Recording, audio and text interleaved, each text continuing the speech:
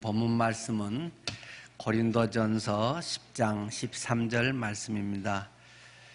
사도 바울이 고린도 교회에 보낸 첫 번째 편지, 고린도전서 10장 13절, 274쪽 신약성경입니다.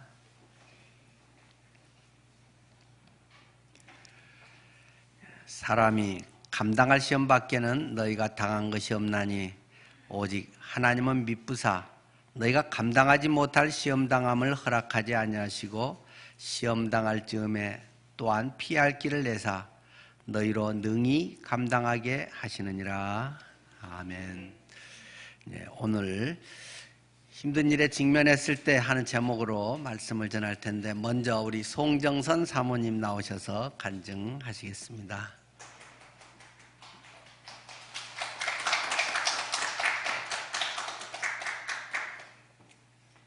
안녕하세요. 늘푸른교회 송정선입니다. 맨날 유치부 예배 함께해서 2부에서 함께 드리지 못해가지고 인사 많이 못 드렸는데, 이렇게 교제케 해주신 하나님께 감사드리며 간증을 하겠습니다. 예전에는 제가 누구인지 어떻게 살아야 되는지 늘 고민하고 또 궁금해하며 살았던 제가 예수님을 만나서 하나님의 자녀가 되고 확실한 소속감으로 자유하며 살고 있는 이야기를 나누려고 합니다. 저는 자라면서 잃은 것들이 있었는데요.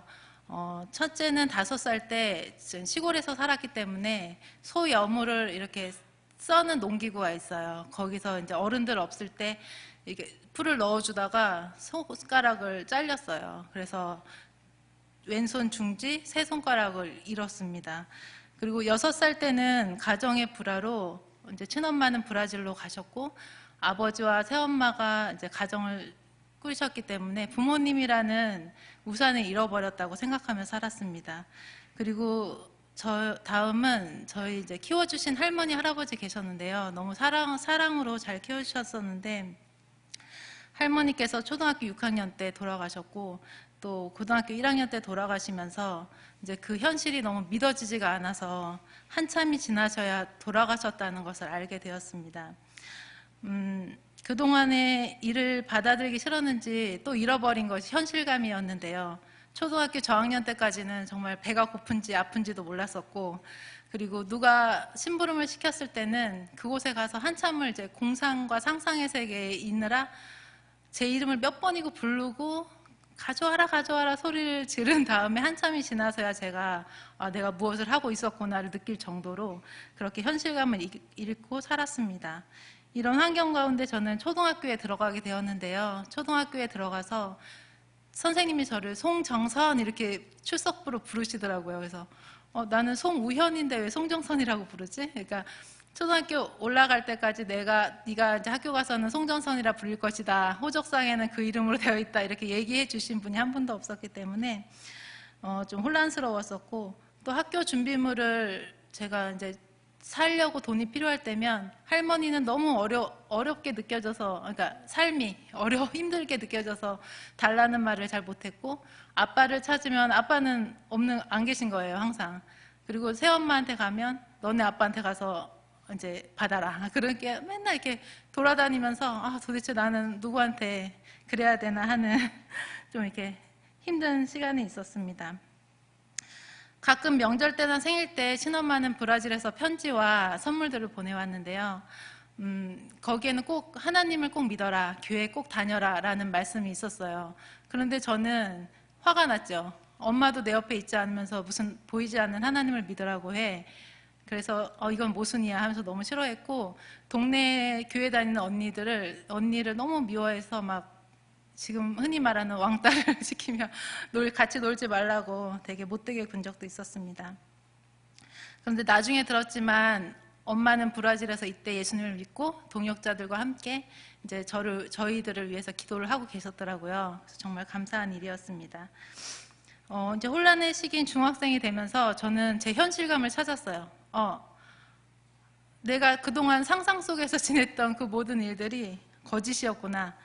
나는 가정이 깨어져 있었고, 또 할머니는 돌아가셨고, 그리고 큰언니는 가출한 상태고, 작은 언니는 왜 이렇게 불안해하는가.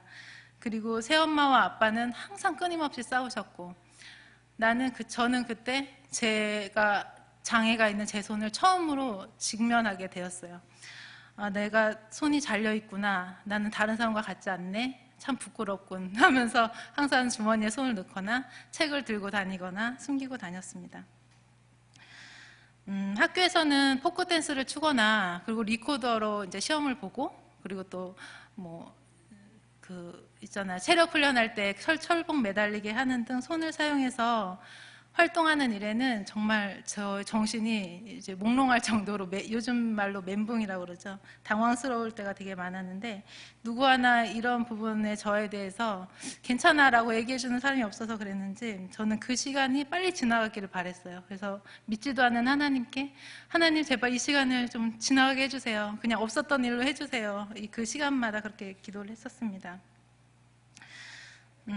그리고 또 하늘 할머니와 또 자연 안에서 좀 행복하게 살았는데, 제가 제 영혼은 정말 계속 어두운 가운데 있었는지 제 얼굴은 좀 웃지도 않고 좀 굳어있는 상태였나 봐요. 사람들이 좀 웃지 마라, 아예 웃지 않는 게 더 예쁘다 이렇게 말할 정도로 웃으면 어색하다는 소리를 많이 들었습니다.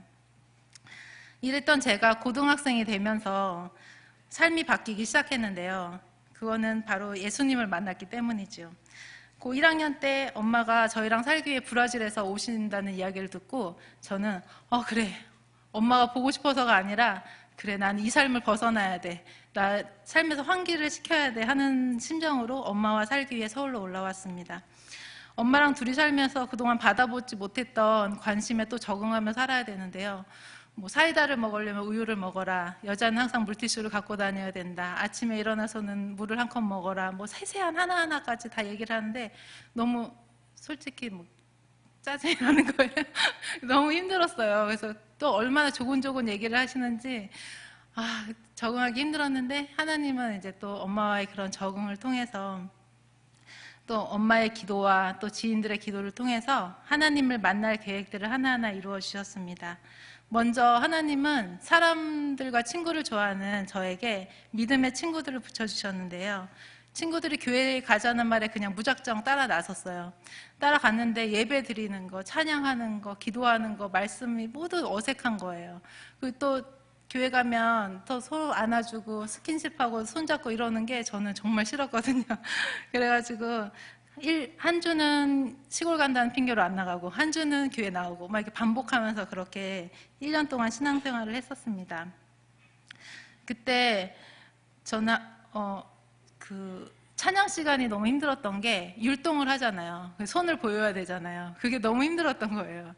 그 중에서 가장 힘들었던 찬양이 해 뜨는 데부터 해지는 데까지예요. 해 뜨는 데부터 해지는 데까지 주 이름 찬양하리라, 여기까지는 괜찮은데 랄랄라 하면 서로를 바라보고 손을 마주보여, 거기서는 정말 제가 또 딴 세상으로 가고 있는 거예요. 그래서 그렇게 이제 교회 안에서도 힘들었는데, 이제 고2가 되면서 이제 학생부에서 제자 훈련반이라는 게 있었습니다. 그래서 그 제자 훈련반에 저는 예수님 믿지도 않았기 때문에 안 들어가려고 했는데, 선생님은 이제 5, 6명의 친구들과 함께 꼭 참석하라고 해서 강권해서 제가 그 시간을 보냈습니다. 친구들은 정말 뜨겁게 기도하고 또 찬양하고 또 말씀을 받아들이는데, 저는 너무 냉랭하고 그 자리에는 난 누구지, 난 여기 왜 있지 하면서 되게 부담스러웠어요. 그러던 어느 날 너무 부담이 되는 그날이었는데, 다른 날보다 더 들어가기 싫었고 정말 내가 여기 있으면 죽겠는 그런 심정인 거예요. 그래서 그 교회 주차장에서 방황을 하고 있었죠. 그랬더니 전도사님이 왜 그러냐, 난 너무 힘들다 얘기하고 있었고, 선생님은 제가 올 때까지 꼭 기다리고 있겠다, 빨리 내려와라, 이런 상황이었어요. 선생님은 정선이는 꼭 들어와야 된다, 전도사님은 좀 정선이 천천히 가게 해라, 얘가 이러다가 그냥 떨어지면 어떡하냐. 그래서 선생님이랑 신경전을 벌이셨는데, 갈등이 싫었던 저는 그래, 이번만 그냥 들어가서 그냥 끝내고 더 이상은 들어가지 말자, 선생님한테 꼭 얘기하자. 그러고 들어갔죠. 들어갔는데 선생님은 친구들에게 이제 저를 이제 가운데 앉히시고 친구들에게 이제 저 손에 몸을 대고 기도를 하라고 시키시더라고요. 그래서 아이들은 중보 기도를 하고 선생님은 저를 위해 찬양을 하시는데, 나의 등 뒤에서 나를 도우시는 주, 나의 인생길에서 지치고 고나여 매일처럼 주저앉고 싶을 때 다가와 손 내미시네. 정선아 일어나라, 내가 새 힘을 주리니 정선아 너 걸어라, 내가 너를 도우리. 그 찬양을 반복해서 부르시는 거예요. 친구들은 소리내서 기도하였고 선생님은 찬양하는데 순간 온몸에 감싸던 그 무엇인가, 그러니까 저를 자유롭지 못하게 했던 어떤 것이 확 풀리면서 뜨거움이 가슴 속에서부터 온몸으로 퍼지는 게 느껴지는 거예요. 그리고 머리 위에서 하나님은 사랑이시다 라는 말씀이 들리면서 내가 너를 사랑한다 라는 하나님의 음성이 들렸어요. 저는 그때까지 누구에게 사랑한다는 말을 들어본 적이 없었고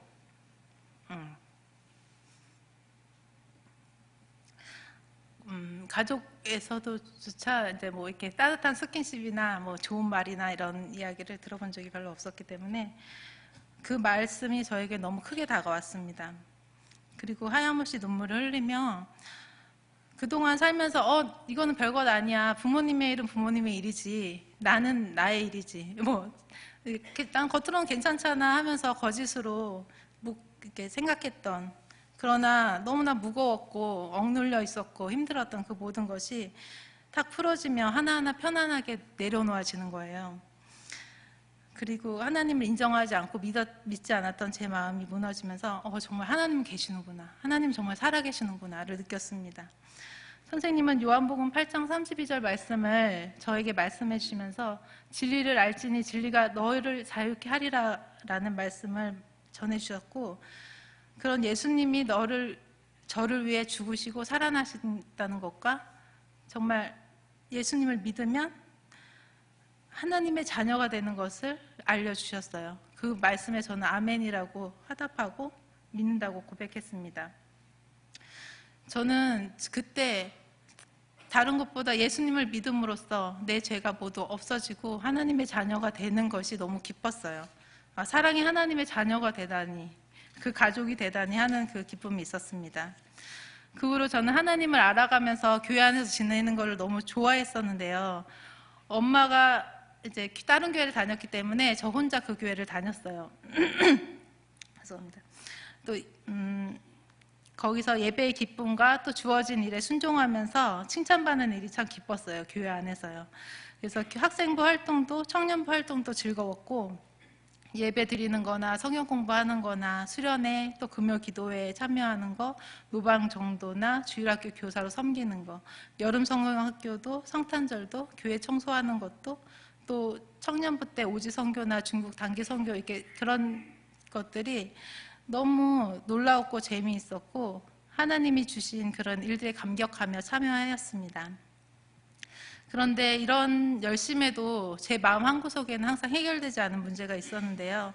그거는 신앙생활을 잘하며 지내다가도 시골 집에만 가면, 아빠와 새엄마가 있는 집에 가면 그 두 분을 대하는 게 너무 어려웠고, 저는 또 옛날의 저로 되돌아가는 그런 느낌이었습니다. 나는 주님 안에서 행복하고 신앙생활은 이렇게 교회 안에서 기쁘고 삶은 좋은데 왜 시골만 가면 그렇게 제가 옛날 모습으로 돌아가는 것 같을까? 왜 나는 신앙과 삶이 다를까? 이런 고민이 되게 많았고, 그 문제를 항상 마음속에 두고 금요 기도회 때마다 울부짖으며 기도하는 거예요. 하나님, 왜 나는 변하지 않을까요? 왜 나는 교만할까요? 나는 왜 그대로일까요?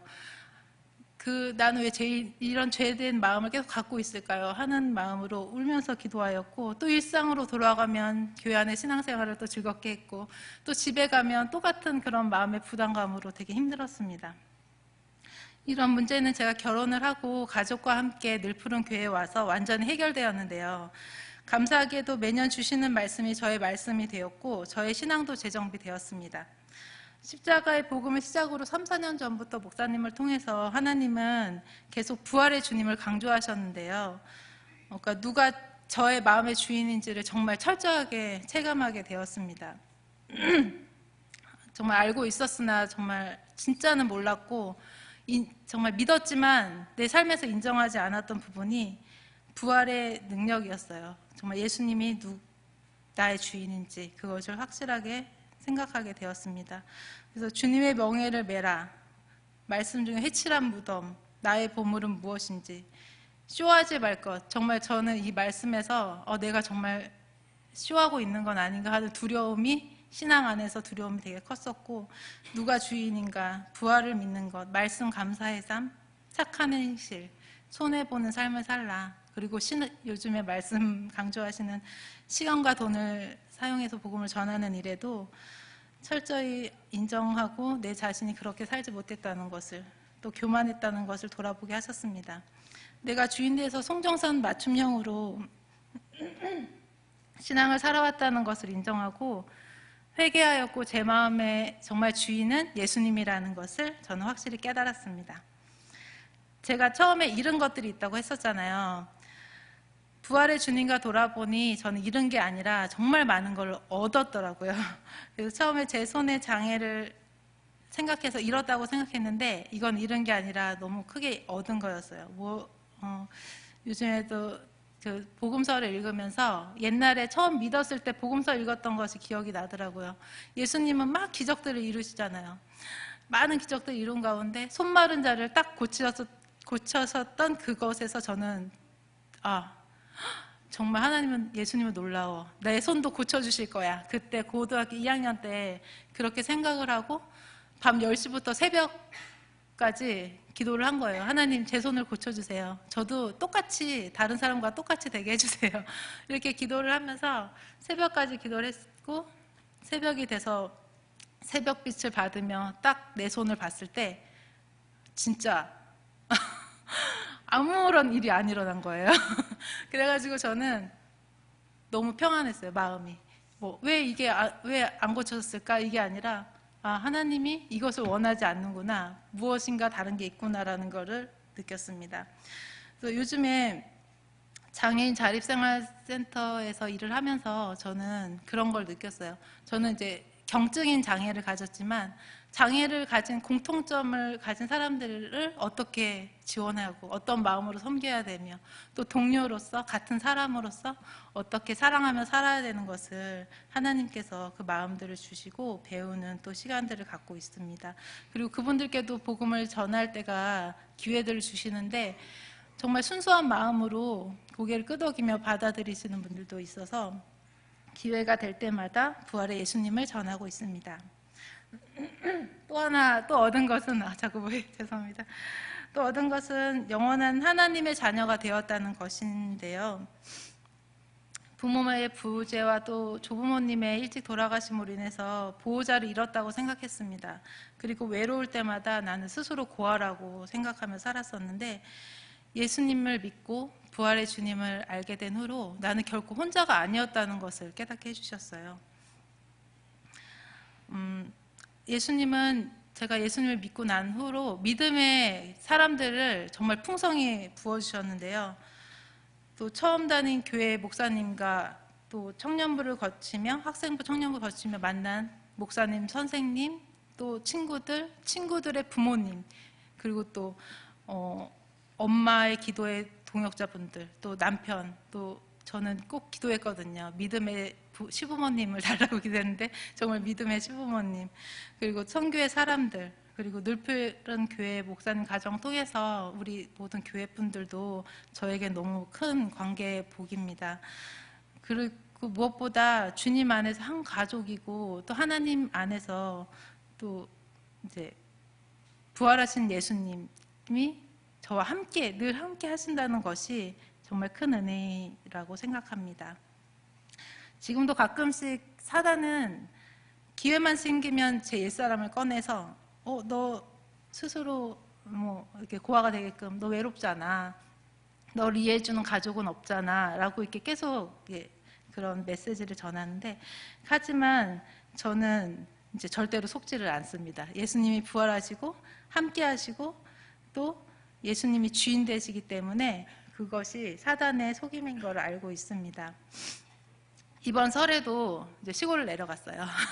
예전과 같이 부담이 되는 마음이 아니라 평안한 마음과 내가 이제 부모님들을 위해서 믿는 자로서 무엇을 해야 될까 생각을 했을 때 딱 드는 생각이 시간과 돈이었습니다. 정말 우리 부모님들을 위해서 시간과 돈을 투자해야겠다. 시부모님께는 작은 것 하나를 드려도 되게 좋은 마음으로 즐거운 마음을 드리는데 난 그동안 내 친정 부모님들한테는 그러지 못했구나라는 것을 또 깨닫게 해주셨습니다. 같이 나누고 싶은 말씀이 히브리서 10장 38, 39절 말씀인데요. 오직 나의 의인은 믿음으로 말미암아 살리라. 또한 뒤로 물러가면 내 마음이 저를 기뻐하지 아니하리라 하셨느니라. 우리는 뒤로 물러가 침륜에 빠질 자가 아니요 오직 영혼을 구원함에 이르는 믿음을 가진 자니라. 저는 지금도 부끄럽고 교만한 마음들이 많이 있습니다. 그러나 더 이상 환경을 바라보지 않고 혼란스러워하지 않고 사단의 속임에 넘어가지도 않습니다. 부활의 주님이 이 모든 것을 이기게 하는 능력이 됨을 믿습니다. 올해 교회 표와 같이 기본을 다지는 해로서 주님과 동행하며 말씀과 부활과 기도로 승리하는 또 그 기쁨을 누리는 제가 되겠습니다. 감사합니다.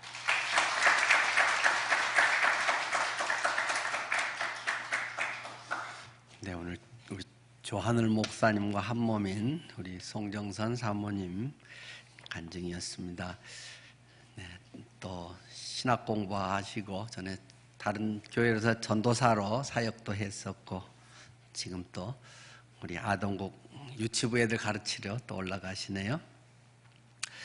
자, 우리 오늘 힘든 일에 직면했을 때 이런 제목으로 말씀을 나누면서 조금 더 구체적 실제적인 내용들을 들여다보면서 우리가 이 말씀들을 적용하려고 합니다.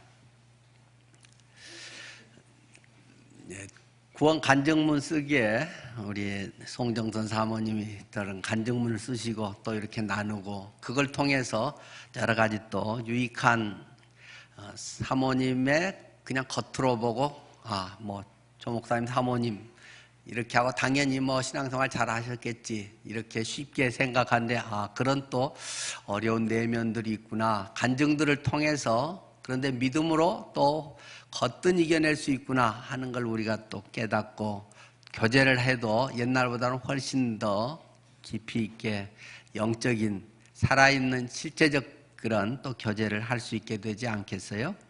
이런 점들이 구원 간증에서의 교회 안에서도 매우 중요한 부분이라고 생각합니다. 계속 구원 간증문 쓰기에 대해서 주보에도 계속 나오고 참 엄청 부담되신 분도 있을 텐데 구원 간증문 쓰기에 대해서 아마 여러 부류의 그 반응이 있으리라고 생각을 합니다. 제가 짐작하기는 첫 번째는 기꺼이 하자 하는 분들이 있을 것입니다. 구원 간증문 쓰기, 그거 참 유익하겠다, 써봐야지. 이런 분들이 분명히 있어서 바로 써내신 분들이 있었죠. 또 주님과의 이 기회에 첫사랑을 회복하고 내 영혼을 새롭게 할 수 있겠다 하면서 쓰신 분들이 당연히 있었죠.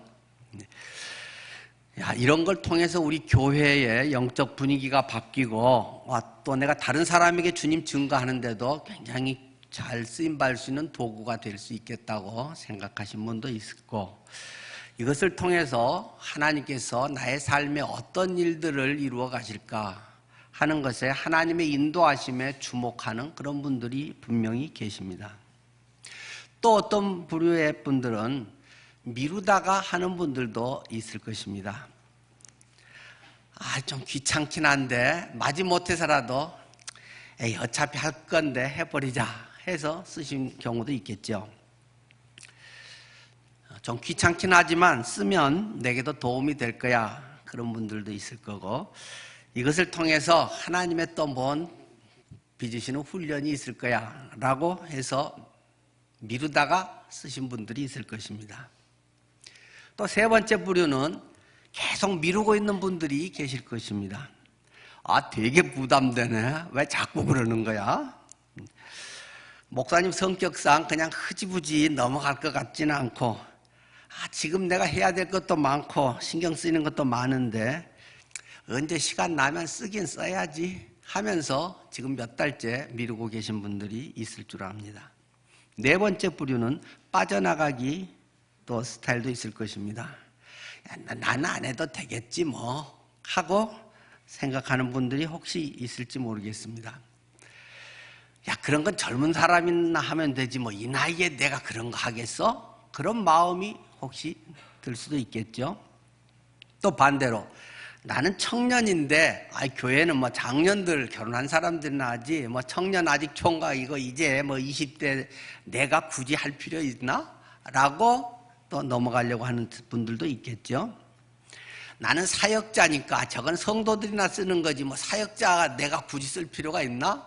나는 사모인데 뭐 이래고 아직도 안 쓰고 넘어가는 분, 가려고 하는 분도 있겠죠.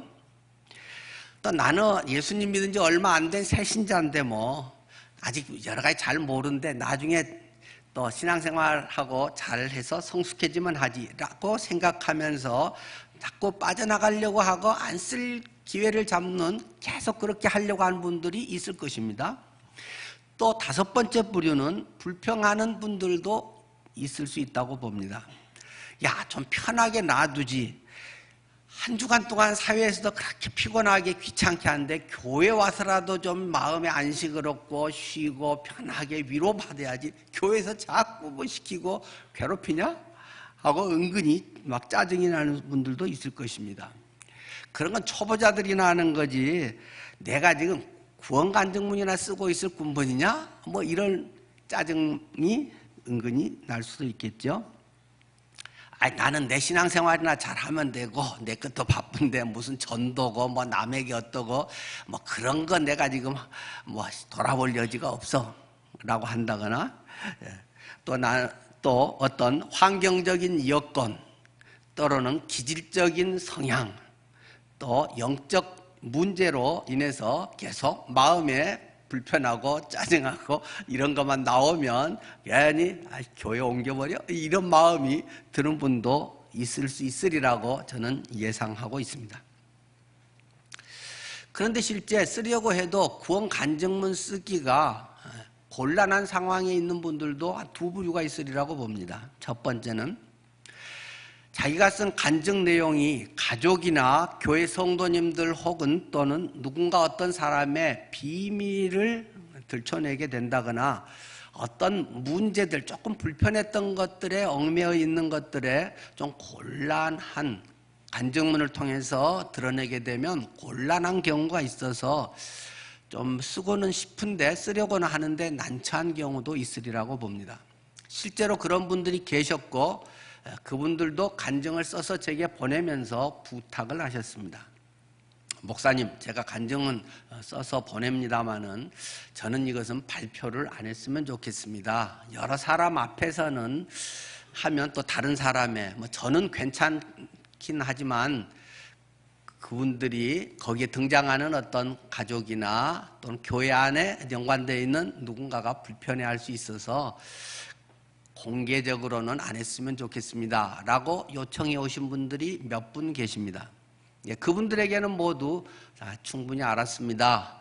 제가 받고 저만 잘 이렇게 보고 앞에 나와서 하는 걸 부탁하거나 요청하지 않겠습니다 라고 말씀을 드려서 그렇게 했습니다. 또 한 부류가 있겠죠. 구원에 확신이 없는 경우입니다. 쓰고도 싶고 또 계속해서 부담도 되는데 내가 구원에 확신이 없기 때문에 뭘 써야 되는지 없는 거를 지어내서 쓰려고 하면 얼마나 괴롭겠어요. 구원에 확신이 없는 경우 쓰고 싶어도 못 씁니다. 내가 집사인데 남들은 다 이미 구원받은 줄 알고 이미 내가 뭐 이렇게 됐으리라고 생각한데 다른 사람 앞에 나는 아직 구원의 확신도 없습니다라고 말하기는 너무 창피하고 그냥 뭔가 들통날 것 같고 그러니까 그냥 엉얼렁뚱땅 그냥 속으로만 하고 대충 넘어가려고 하는 그런 마음에 있는 분도 분명히 있다고 저는 봅니다. 그런 분들을 위해서도 이러한 것은 좋은 기회입니다. 진지하게 구원 문제를 추구하십시오. 그것은 누구 사람이 해주는 것도 아니고 세뇌시켜서 되는 것도 아니고 주님과 나와의 분명한 만남이고 이건 생명의 문제이고 하나님의 말씀이 내 속에 역사하는 매우 중요한 가장 핵심적인 문제이기 때문에 진지하게 주님 앞에 나아가십시오. 성령님께 의뢰하십시오. 그리고 말씀을 추구하십시오. 구원에 관한 것을 진지하게 관련된 책도 보고 기도하시면서 정직하게 하나님 앞에 끊임없이 추구하면서 이 문제를 해결하기 위해서 나아가십시오. 그리고 저희 필요하다면 목회자들에게 상담을 요청하십시오. 아무래도 저희가 수없이 많은 분들을 대했고 또 그 부분에 대해서는 전문가이기 때문에 하나님이 하시는 구원인데 그 길을 조금 더 체계적으로 쉽게 압축적으로 잘 설명해 줄 수 있는 그런 또 준비가 돼 있기 때문에 저희 목회자를 찾아오십시오. 많은 도움이 되리라고 믿습니다. 결국 하나님께 나아가도록 준비된 그런 사람들을 통해서 그런 또 신앙의 좋은 서적들을 통해서 진지하게 추구하고 정면으로 부딪히십시오. 대충 넘어가서는 그러한 문제는 결코 해결되지 않습니다. 10년이 간다고 해결되는 게 아닙니다. 어떤 직분이 주어진다고 결코 해결되지 않습니다. 이러한 분들 믿지 않는 분이나 믿는 분이나 모두를 위해서도 여러 가지로 이것은 꼭 필요하다고 생각합니다. 저는 오늘 설교 제목을 구원간증문 쓰기 그렇게 하지 않았습니다. 지금 구원간증에 대해 말하고 있는 것은 오늘 설교를 하기 위한 밑작업으로 지금 그것을 하나의 예로 들어서 설명을 하고 있는 것입니다. 자, 우리 인생에는 수없이 많은 일들이 부닥쳐옵니다. 누구에게라도 귀찮은 일, 힘든 일이 닥쳐오게 돼 있습니다. 젊으면 젊은 대로, 나이 들면 나이 든 대로 그런 것은 항상 우리 인생에 크고 작게 부딪혀 올 수밖에 없는 것이 우리의 삶이라고 하는 것입니다. 거기에 대해서 여러분은 어떻게 대처해가고 계시냐는 것을 묻고 있는 것입니다. 방금의 간증에서처럼 그런 문제에 대해서 기꺼이 마주하면서 내가 생각지 않았고 좀 불편하고 손해보는 것 같은데 이것을 위해서 하나님의 무슨 뜻이 있을 거야 하고 기꺼이 그것을 맞이하는 사람도 있을 것입니다. 어떤 사람은 할 수 없어서 대도 미루다가라도 그래도 하자 하는 식으로 그것을 또 수용하는 분도 있을 것입니다. 어떤 분은 계속 미루기만 하고 피하기만 하는 사람도 있을 것입니다. 어떤 분은 어떻게 하면 이거 좀 빠져나갈까, 이것을 마주치지 않을까, 없는 걸로 할까 하고 계속 빠져나갈 궁리 핑계만 찾는 사람도 있을 것입니다. 어떤 사람은 계속 거기에서 불평하고 그것에 대해서 화내고 그것 때문에 맨날 스트레스 받고 사는 그러한 스타일도 있을 것입니다. 그러나 우리의 삶의 경험으로 보더라도 인생의 대부분의 우리에게 닥치는 일들은 감당할 만한 것들이라는 것입니다. 대부분은 시도하지 않기 때문에 이루지 못한 경우들이 많은 것을 우리는 경험합니다. 잠언 26장 13절에 재밌는 표현이 있죠. 게으른 자는 길에 사자가 있다, 거리에 사자가 있다 하느니라. 어떤 사람이 이야기합니다. 너는 맨날 왜 방구석에만 있냐? 집에서 텔레비나 보고 집에서만 그냥 엎치락뒤치락만 하고 있냐? 좀 넓은 데 나가서 햇볕도 쬐고 공기도 쐬고 운동도 하고 달리기도 하고 사람도 사귀고 좀 활발하게 이렇게 해봐라. 밖에 사자가 있어. 이렇게 이야기하고는 안 나간다는 것입니다. 자기가 텔레비에서 멧돼지가 좀 나와서 거리를 돌아다녔네 이런 건 있어도 실제 자기가 멧돼지 만나서 눈싸움 한 적도 한 번도 없었는데도 밖에 사자가 있다고 한다는 것입니다. 우리 어떤 문제에 닥치면 너 왜 그러고 있니? 하고 그 문제 앞에서 때로는 작아지고 두려워할 때 그러한 문제에 대해서 많은 경우는 핑계거리만 자꾸 찾는다는 것입니다. 이래서 안 되고 난 돈이 없어서 안 되고 무슨 학벌이 어째서 안 되고 나하고 관계가 누구하고 어때서 안 되고 시기가 안 좋아서 안 되고 안 될 조건만 기가 막히게 찾아내서 안 되는 것만 쫙 이야기한다는 것입니다. 그런 사람이 되겠습니까? 안 되겠습니까? 당연히 자기도 안 된다고 2중, 3중, 4중, 5중 방법을 제시하고 이유를 제시하고 있는데 될 리가 없습니다. 그런 사람은 평생 그냥 그렇게 살다가 그냥 그렇게 가는 것입니다. 저는 적극적인 사고방식, 긍정적 사고방식을 말하려고 하는 것이 아닙니다. 세상적으로 봐도 우리가 그러한 것에 자꾸 안 되는 것만 추구하고 뭐 그런데 뭐 그게 되겠어. 항상 냉소적이고 비판적인 사람은 맨날 그러다가 그냥 땡치고 마는 것이라는 말입니다. 그런데 뭐 주님하고는 관계도 없는 거지만 그 아산 정주영 씨의 그 이야기 너무 우리가 잘 알고 있는 그 유명한 말 있지 않습니까? 회복이나 했어? 많은 경우는 그냥 생각으로 그렇다는 것입니다. 이러니까 안 될 거야, 저러니까 안 되고, 누구도 그래서 안 됐고, 계속 안 되는 것만 이야기합니다. 그건 회복이나 했어? 세상이 여건 다 갖춰져서 하는 사람이 몇 명이나 되겠습니까? 다 잘 됐고, 다 도와주고, 되니까 되는 일은 이 세상에서 별로 없습니다. 뭐 그렇게 해서 돼봐야 뭐 별 보람도 없는 것이고, 뭐 그것을 무슨 성공이라고 하겠습니까? 무슨 얼마나 큰 의미가 있겠습니까? 대부분은 해보지도 않고 조금 하려다가 뭐 몇 발짝 가다가 아이고 무셔하고 바로 그냥 쏙 들어오고, 대부분이 그렇다는 것입니다. 세상에서도 해서 부딪히고 성공하는 사람들도 많이 있습니다. 하물며 하나님께서 기뻐하시는 일에 하나님께서 함께 하시고 하나님께서 나를 사랑하셔서 하는 것은 넉넉히 할 수 있다고 성경은 우리에게 확증하고 있습니다. 한마디로 말씀을 드리면 하나님께 기도하고 실행하라는 것입니다. 많은 사람들이 두 가지 요소를 아주 간단한 것을 놓치고 있습니다. 어떤 사람은 기도만 한다는 것입니다. 기도 자체, 때로는 특별하게 하나님은 기도 자체가 엄청난 능력과 역사를 일으키는 경우들이 있는 것을 우리는 잘 알고 있습니다. 그런데 어떤 사람들은 나약하기 때문에 의지도 별로 없고 게으르고 정말로 거기에 대한 열정과 사랑과 헌신의 마음이 없기 때문에 기도한다는 명목으로 그냥 주저앉아서 있고, 기도하고 하나님이 해주십시오, 하나님은 네가 해라, 내가 너에게 힘을 줬어, 너를 통해 하실 거야, 수없이 하나님은 그렇게 대부분은 제시하시는데 나는 안 하고 제가 해요, 뭐 누군가 할 거예요, 그냥 기도한다고 하면서 말로 시간 때우는 것으로 대부분의 크리스찬들이 살아간다는 것입니다. 기도하고 실행해야 됩니다. 시도해야 됩니다. 실패하더라도 진행해야 됩니다. 기도하고 실천하는 것, 이 두 가지가 병행되지 않으면 우리의 신앙은 장애인 신앙이 됩니다. 불균형의 신앙이 됩니다.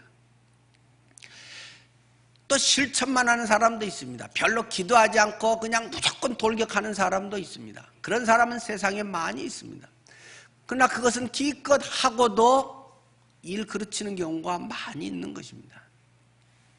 기도하고 하나님이 누구를 통해서 누구와 연관돼서 하는가, 어떻게 이끌어 가시는가 하는 것을 섬세하게 살펴가면서 하나님의 말씀의 확증을 가지고 그것에 불굴의 의지로 나아가는 것입니다. 끝까지 그것을 감당하는 것입니다. 손해볼 각오를 하는 것입니다. 희생적 자세로 하고자 하는 것입니다. 나의 이익도 있겠지만 다른 사람을 유익하게 하기 위해서 그 일에 돈 들이고 시간 들이는 것입니다. 하나님께 기도하고 실천하는 이 두 가지 쌍두마차의 이 간단한 것이 우리들의 많은 경우에 잘 되지 않기 때문에 자꾸 무기력해지고 나태하고 말쟁이 크리스찬으로, 나약한 크리스찬으로 전락하기가 쉽다는 것입니다. 우리가 귀찮고 힘든 인생에 닥치는 문제들을 안 하면 어떻게 됩니까? 부담만 자꾸 끌고 가게 된다는 것입니다. 해야지 하면서 스트레스 받게 됩니다. 부정적 생각이 자꾸 생겨납니다. 불평이 자꾸 내 속에서 일어나게 됩니다. 그러나 하면 어떻게 됩니까? 문제거리가 제거됩니다. 홀가분해집니다. 해결됩니다. 기분이 좋아집니다. 죄책감에서 벗어날 수 있습니다. 보람이 있습니다. 막상 해보면 대부분의 문제는 생각보다 어렵지 않습니다. 제가 세브란스에서 세브란스지를 담당을 해서 한 1년, 2년 했나요? 쭉 월간 세브란스를 제가 만든 적이 있습니다. 근데 똑같은 돈으로 거기 예산으로 했는데 제가 맡고 완전히 달라졌습니다. 사람들이 엄청 놀래버렸습니다. 필진이 완전히 달라졌습니다. 인쇄 질이 달라졌습니다. 칼라로 나오고 종이가 달라졌습니다. 똑같은 돈으로, 물론 제가 출판사에서 김용호 목사님 나침반 거기서 또 일한 적이 있기 때문에 그런 뭐 노하우가 있어서도 했지만 일단 필진이 달라졌습니다.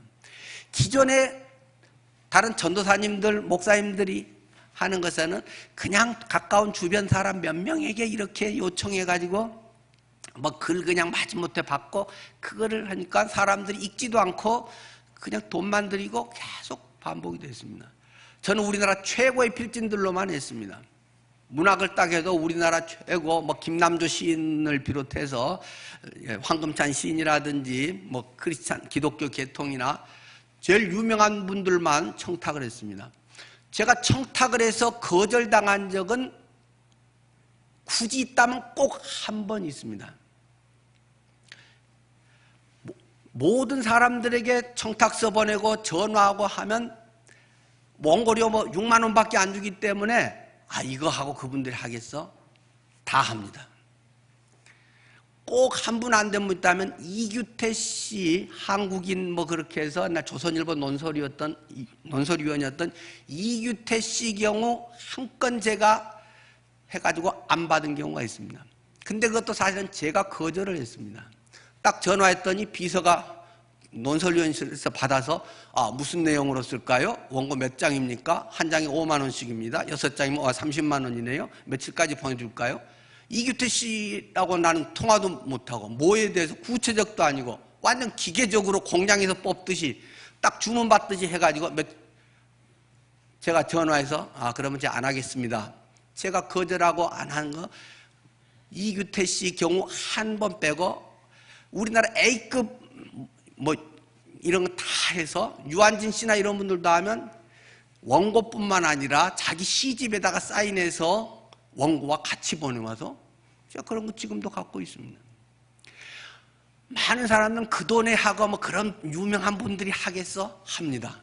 그런데 제 전까지나 지금도 제가 인계준 그 뒤로도 비슷하게 돌아가 버렸습니다만은 그렇게 하는 사람이 없습니다. 제가 지금 뭘 했다는 걸 말씀드리려는 건 결코 아니고 실제 누구에게도 부딪혀서 하고 사실 원고료 6만 원밖에 안 됩니다만 이 취지가 이렇게 되고 이걸 통해 환우들에게 큰 힘이 될 겁니다. 지금은 이렇게 돼서 좀 죄송하지만 양해해 주시고 이렇게 사진이랑 또 친필 사인이랑 해서 우리가 6필로 이렇게 넣고 하겠습니다. 잘 설명을 하고 전화를 하고 뭐 여러 가지를 하면 다 통합니다. 물론 아주 특별한 경우 안 통할 수도 있겠습니다만은 하여튼 저는 없었습니다. 대부분은 근데 시도를 별로 안 합니다. 자기 생각이 그런 사람은 A급이니까 뭐 몇십만 원 줘야 되고 뭘 어떻게 하고 다 있습니다. 뭐 제가 판소리 배울 때도 그랬잖아요. 아주 돌팔이가 인간문화재 제자가 바로 돼버렸잖아요. 남들은 국악계에서 이해가 안 됩니다. 뭐 제가 배운 적도 없고 실력이 있는 것도 아니고 그냥 무조건 방송국 녹화하는 데 가서 전화해서 저 프로그램 언제 합니까? 조상현 씨가 제일 잘 나가네. 조상현 씨가 뭐 텔레비에서만 봤지. 딱 조상현 씨 제가 딱 방송국 녹화 시간 전화 물어봐서 방송국 녹화 장소 딱 들어가서 판소리 공부 어떻게 합니까? 딱 그 조상현 씨가 나는 돌아다니니까 못 가르치네. 내 수양 어머니 인간문화재 박록두 선생님께 데려다 줌세. 바로 그날로 제자가 돼버렸습니다. 많은 사람들 뭐 국악 전공한 사람들 우리나라 최고 원로에게 가면 뭐 한 달에 뭐 레슨비가 얼마고 그 사람은 뭐 명창들만 받고 학생이 네가 무슨 돈이 있겠냐? 너는 그냥 내 잔심부름만 가끔 좀 해주고 레슨비 내지 마라. 저는 공짜로 돌아가실 때까지 제자로 다녔습니다. 우리의 삶의 많은 경우는 부딪히면 별로 어렵지 않습니다. 안 하고 안 하니까 뭐 머리로만 다 하니까 온갖 구실이 다 생각나서 안 될 거리만 기가 막히게 찾아낸다는 것입니다. 대부분의 인간적으로 봐도 시도하면 상당 부분 됩니다. 하물며 하나님의 뜻, 하나님의 섭리 가운데서 어떤 것을 하고 그것을 주님의 유익을 위해서 하려고 하면 하나님의 놀라운 인도하심을 경험하는 귀한 간증거리가 된다는 것을 우리는 경험하게 되는 것입니다. 우리의 약점이라고 하는 것은 비웃음거리나 도피요소가 아니라 오히려 그것이 그리스도를 드러낼 수 있는 더 좋은 이러한 접촉점이 될 수 있다는 사실을 우리는 배우게 되는 것입니다.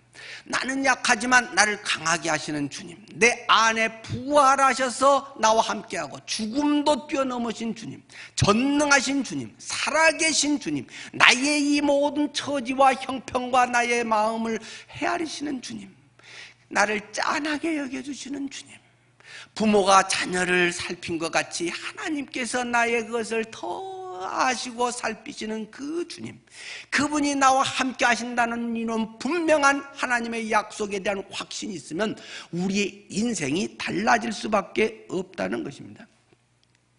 하나님께서 우리를 부르신 것은 무슨 쓸만한 건덕이나 특별히 잘한 것이 있어서라기보다는 이스라엘 백성을 하나님께서 선택하신 것은 그들의 특별히 머리가 좋거나 뛰어난 무엇이 있어서라기보다는 오히려 성경에서는 한 줄로 그 이유를 꼭 집어서 이야기합니다. 신명기 7장 7절은 우리에게 설명하고 있습니다.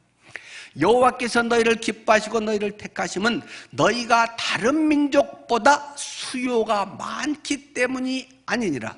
너희는 오히려 모든 민족 중에 가장 적으니라. 가장 별 볼 일 없기 때문에 찍었다는 것입니다. 내가 통찰력이 있어 너를 딱 보니까 너는 장차 잘 될 만한 게 있어서 뽑았다고 하나님 말씀하면 저 같은 사람은 기죽겠지만, 너는 별 볼 일 없어. 사람들이 볼 때도 별 볼 일 없고 내놓을 만한 게 없어. 그러기 때문에 너를 통해 하나님이 드러난다. 어려서부터 뭘 잘하고 능력이 있고 잘했으면 쟤는 떡잎부터 알아본다더니 역시 어려서부터 크게 될 인물인 줄 알았어. 그러면 나중에 그 사람이 성공하면 쟤는 역시 잘된 능력이 있어. 그 사람이 영광을 받는다는 것입니다. 그러나 제가 뭘 하겠어. 시원찮은 쟤는 메달권도 아니야. 그런 애들이 금메달을 딴다는 것입니다. 와, 어떻게 된 거야 저게? 하나님이 도우셨구나. 하나님이 함께 하시는 것이 훨씬 선명하게 주님의 영광으로 드러나기 때문에 남들은 버린 돌 같은 것이 하나님 앞에 쓰임받을 수 있는 굉장히 중요한 체제, 소재, 하나님의 쓰임받는 인물이 된다는 것입니다. 우리의 신앙생활은 자기의 능력의 자랑이 아니라 하나님을 드러내는 것입니다. 하나님을 경험하는 것입니다.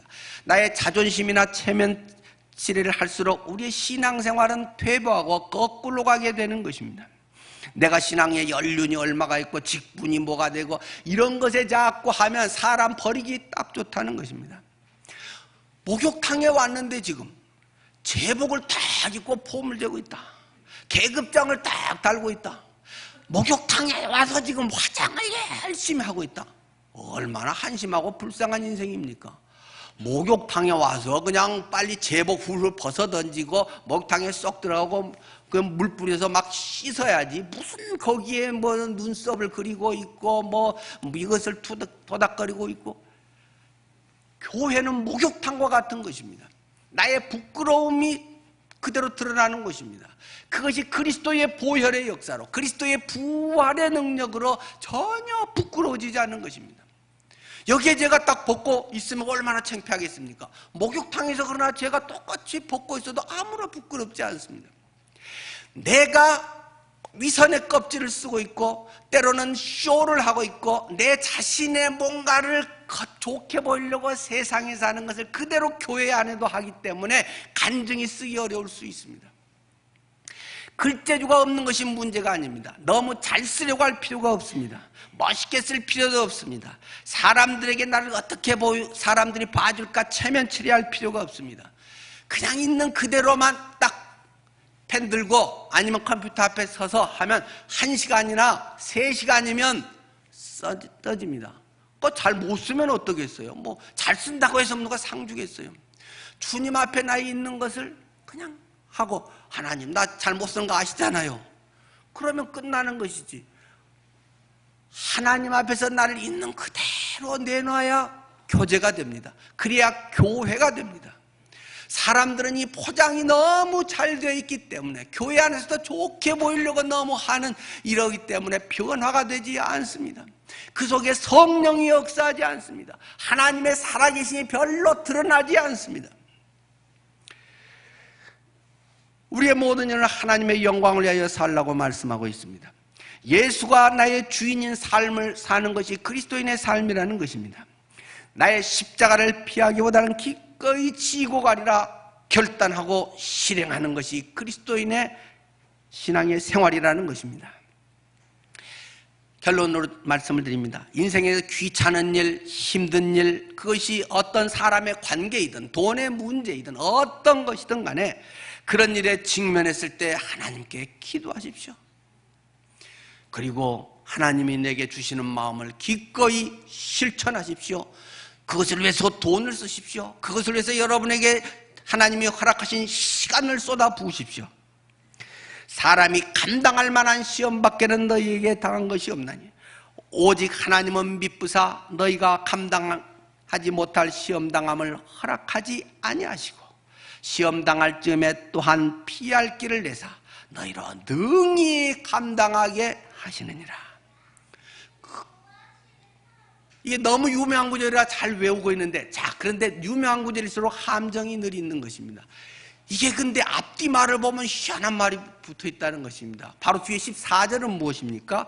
그런즉 내 사랑하는 자들아 우상숭배하는 일을 피하라.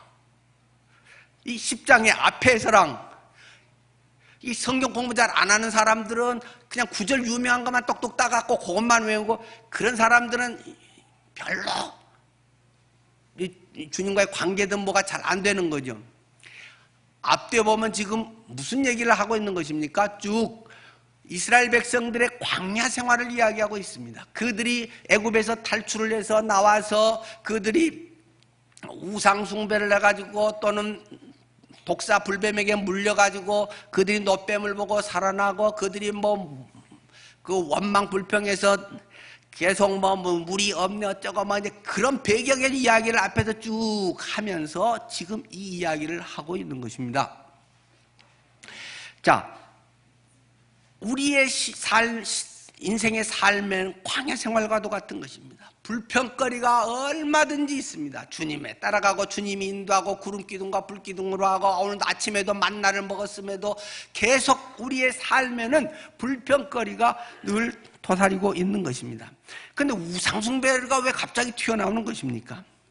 다른 것에 마음 뺏기지 말라는 것입니다. 다른 것 의지하지 말라는 것입니다. 하나님이 아닌 다른 것을 더 최고로 여기고 그것을 의지하고 있는 그것이 우상숭배다. 어떤 난관에 부딪혔을 때 내 힘으로 내가 뭘 어떠고 다른 것들을 의지하는 이러한 것들이 우리들 본성에 있다는 것입니다. 하나님이 허락하신 것이다. 인간적 방법으로 자꾸 해결하려고 하고 피하려고 하지 말아라. 하나님이 허락하신 것은 100% 감당할 만한 것이다. 1%라도 내게 우리 인생에 닥쳐온 일에 감당할 수 없는 것은 없다. 사람이 감당할 만한 시험 밖에는 너희에게 직면한 것이 없나니 오직 하나님은 신실하시기 때문에 너희가 감당하지 못할 시험 당하는 것을 허락하시질 않는다. 혹시 그것이 아직 내 단계에서는 내 영적 상태나 내 이런 상황에서는 어렵다면 일시 우회도로를 만들어서 하고 또 나중에 하게 한다든지 그러한 방법에 정면 돌파냐 때로는 우회로 돌아가느냐 이런 지혜나 방법의 문제에서는 차이가 있을지 모르지만 거기서 꺾여져 버리고 주저앉고 실족하고 시험거리가 돼서 나가 떨어지는 이런 일은 우리 인생에 결코 없다. 그것이 돈의 문제든 관계의 문제든 건강의 문제든 우리의 어떤 문제에서도 결코 없다. 네가 하나님보다 다른 걸 의지한다거나 다른 것에 마음 뺏기거나 이러한 우상숭배죠. 그것이 불평과 불만과 현실에만 눈이 시퍼렇게 떠져서 하나님은 잃어버리는, 하나님은 도대체 보이지 않는 그것이 문제라는 것을 우리에게 성경은 이야기하고 있는 것입니다. 하나님께서는 우리를 도우십니다. 우리의 기도를 들으십니다.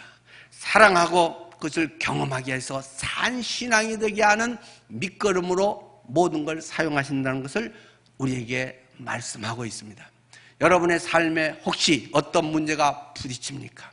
간증문 같은 뭐 이런 거야 굉장히 사소한 거 아니겠습니까? 그러한 하나하나부터도 해결해 가면서 우리의 닥치는 모든 것에 좋은 하나의 교훈, 경험거리가 된다는 것을 기억하십시오.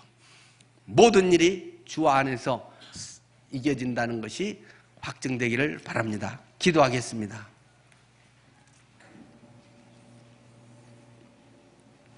혹시 내게 어떤 귀찮고 짜증스럽고 불평불만스러운 것이 있습니까? 당연히 있겠죠.